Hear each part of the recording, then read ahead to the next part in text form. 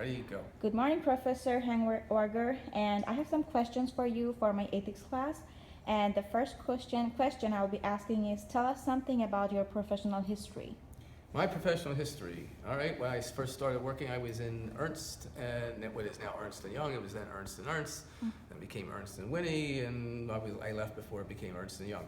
I was in the tax department in New York City, very exciting place to be. Started off in the international tax department and worked my way into the research department, where I got to see all kinds of different problems every day, and did what you're supposed to do, research and come up with the best answer for the client.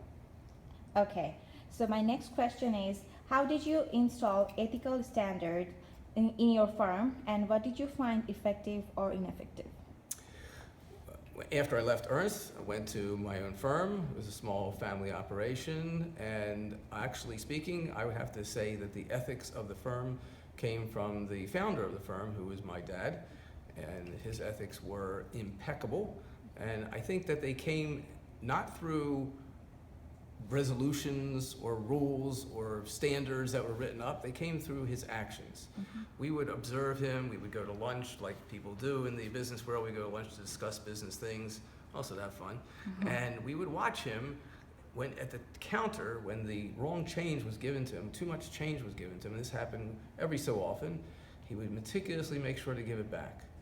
And he would count it very carefully to make sure he wasn't getting too much change. And that set a tone for all of us. Okay.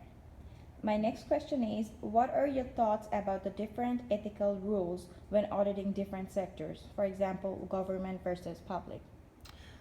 Interesting question. We've done both. We've had government audits and we've had more private audits by far. So the amount of government audits we had was strictly limited to a couple years when we were doing some work for the state of Maryland. Interesting question, because I do remember mentally approaching the work for the state of Maryland in a lot different frame of mind than I do for private. One reason being because the client paying is the public. You don't think of the state of Maryland as being your client, you think of it as public funds. So you approach it with, and this may not be fair to say this for our profession, but we approached it with a lot more care and frame of mind of being detached from the work that we were doing in terms of looking for a particular answer that they were looking for. We were detached to the point where we were fine. Whatever we found, we would report on. Whereas for our private clients, there's it's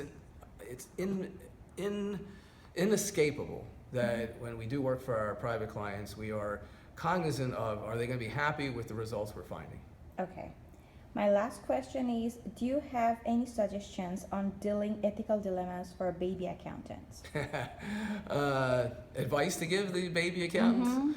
Oh boy. Well, it's going to sound a little silly, but I do mean it, and I think it is important advice. Make sure you get a good night's rest before you go to work. Don't do your work at 2 o'clock in the morning, because I did have the experience of one friend of mine who was with the big Ernst companies, and he spent some time in jail. And when I went to visit him, he said the journal entry he made was at 2 o'clock in the morning, and he was just not in the frame of mind to really think it through. Okay. So I think a good night's rest is probably, for a baby accountant anyway, good advice. Okay, Professor, thank you so much for your time. I really appreciate it. We'll see you around. Bye-bye. Thank you.